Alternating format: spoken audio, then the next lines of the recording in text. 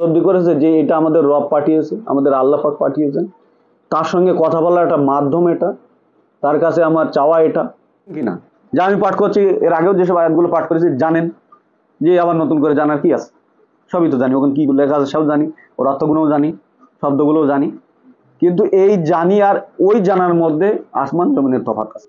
আমরা জানি, পড়তে পারি বলে জানি, কিন্তু এর ভাব, এর ব্যবহার রূপ এটা আমাদের অন্তরে দাঁড়ায়নি। শুনছি, কেউ না কেউ বর্ণনা করছে, আমার চেয়েও তো ভালো বর্ণনা করছে অন্য কেউ, কিন্তু এগুলো শুনছি, অন্তরে কিন্তু দাঁড় করায়নি।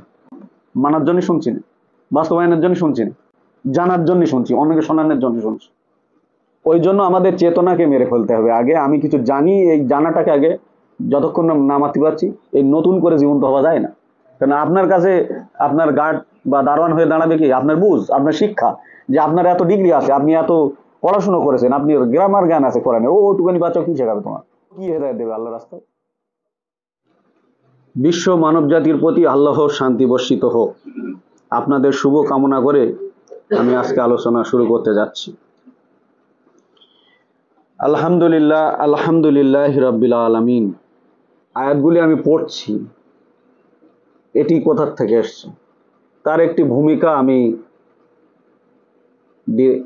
দিয়ে আমার আলোচনা মনে হয় শুরু করা ভালো হবে, যেহেতু আমি কিতাবটি দীর্ঘদিন যাবৎ পড়ছি এবং আমি জানি বিষয়টি। সূরা ফাতিহা হলো একটি ভূমিকা। আল্লাহ পাক একটি কিতাব পাঠিয়েছেন, এই কিতাবের প্রথম সূরা হলো সূরা ফাতিহা। এই ফাতিহাটা হলো কিতাবের ভূমিকা। এখানে কোনো আদেশ নিষেধ নেই, আপনারা ভালো করে পড়েছেন, এখানে কোনো আদেশ নিষেধ নেই, এবং বারবার এটা পড়তেও বলা হয়নি।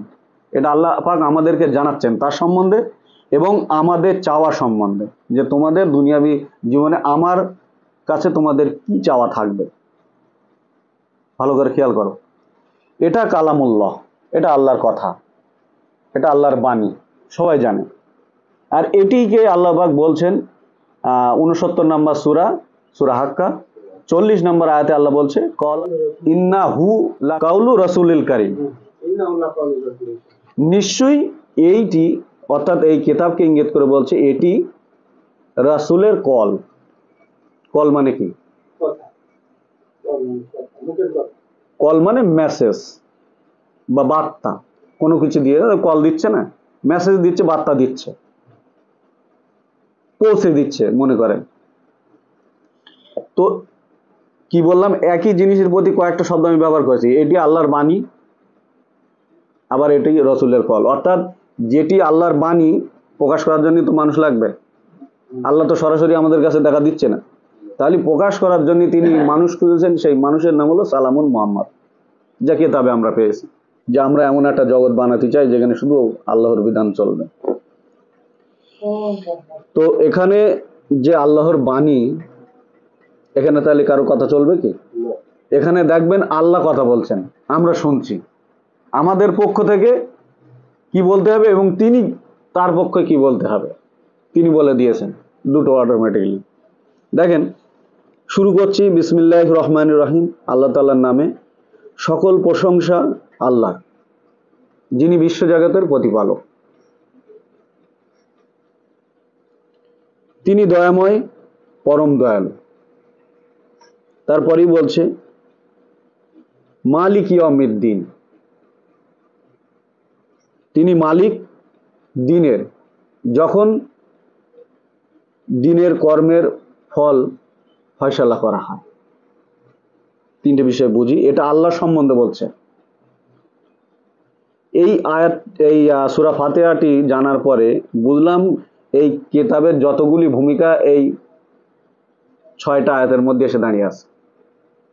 পুরো বিষয়টা এর মধ্যে চলে আসে, মোটামুটি যত বিষয় বোঝানো হয়েছে এটা উপলব্ধি করেছি। দেখেন, সকল প্রশংসা, এখানে কিন্তু কুল শব্দ লেখা নেই।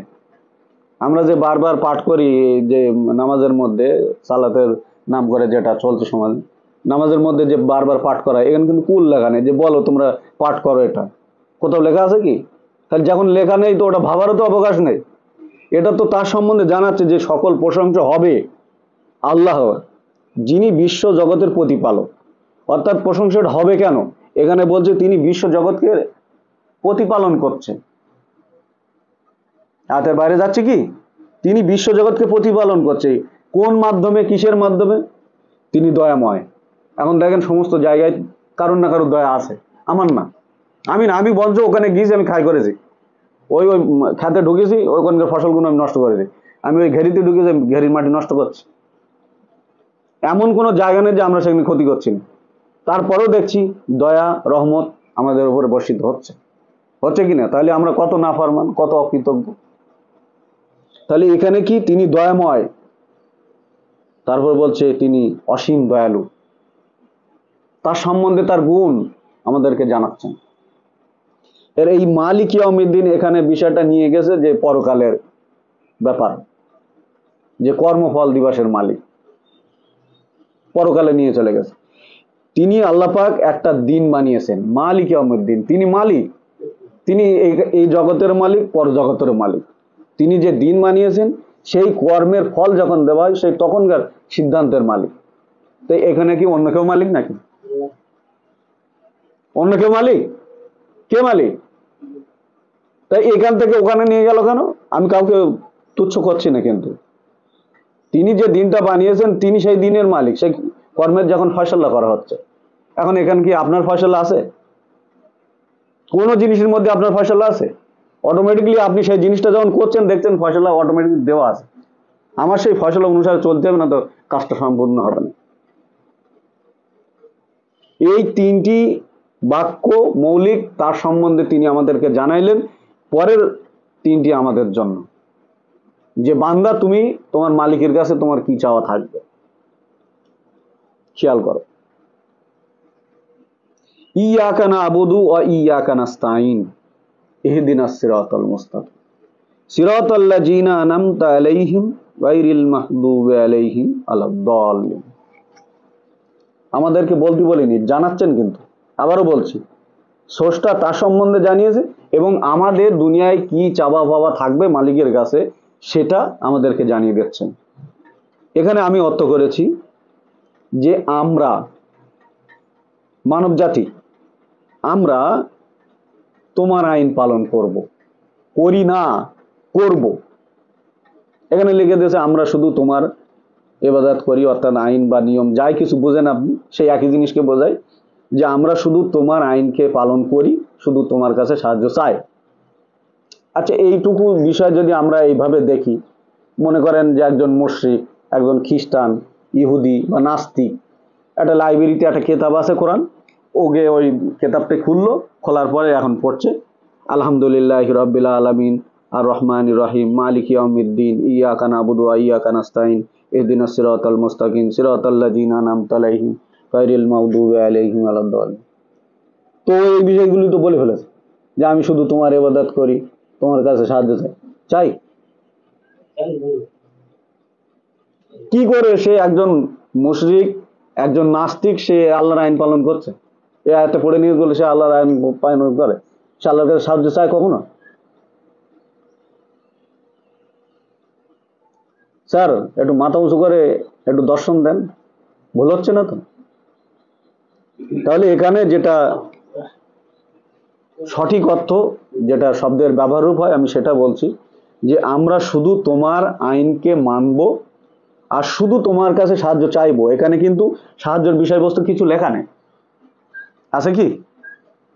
এখানে আমাদের বলতে বলছে এবং এবং চাওয়া এটা আমাদের থাকবে প্রভুর কাছে। তারপরে আমাদের আরো চাইতে বলছে প্রভুর কাছে, দেখেন যে আমাদেরকে সহজ সরল পথটি দেখাও। এখানে কি পথ দিয়ে দিয়েছে? দেয়নি তো। এখানে আমাদের ডিমান্ড ছাড়ছে এগুলো রবের কাছে।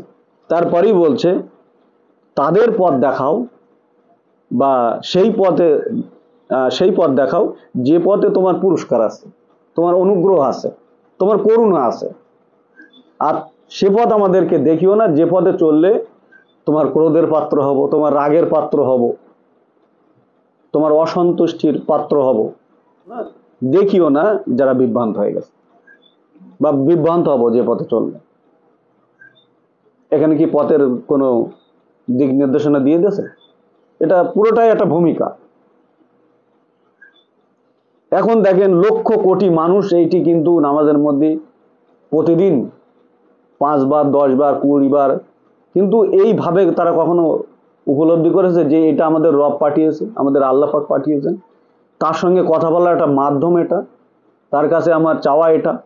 একজন ব্যক্তি যদি এই ইমানটুকু যদি তার ভিতরে না আসে, তাহলে সে কিতাবের কিছু বুঝবে কি? এখন এই সর্বোচ্চ কথাগুলি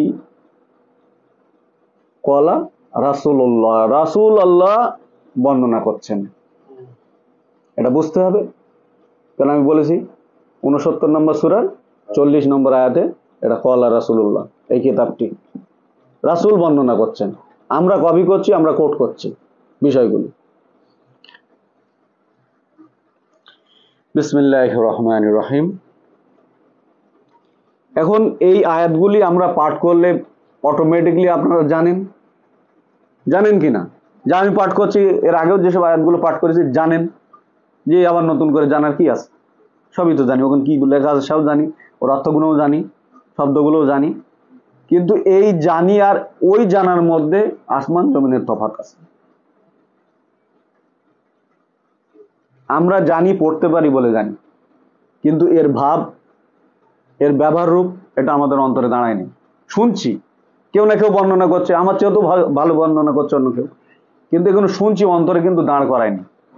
মানার জন্য শুনছি না, বাস্তবায়নের জন্য শুনছি না, জানার জন্য শুনছি, অন্যকে শোনানোর জন্য শুনছি, হ্যাঁ কি না? প্রত্যেকের মধ্যে এটাই যে আবার নতুন করে কি শোনার আছে, শুনেছি, হানিফ ভাই অনেকবার বলেছে এটা। ওই জন্য আমাদের চেতনাকে মেরে ফেলতে হবে আগে। আমি কিছু জানি, এই জানাটাকে আগে যতক্ষণ না মারতে পারছি, এই নতুন করে জীবন্ত হওয়া যায় না।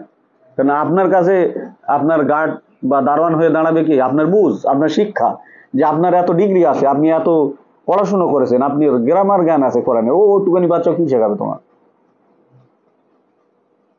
ও কি হেদায়েত দেবে আল্লাহর রাস্তায়?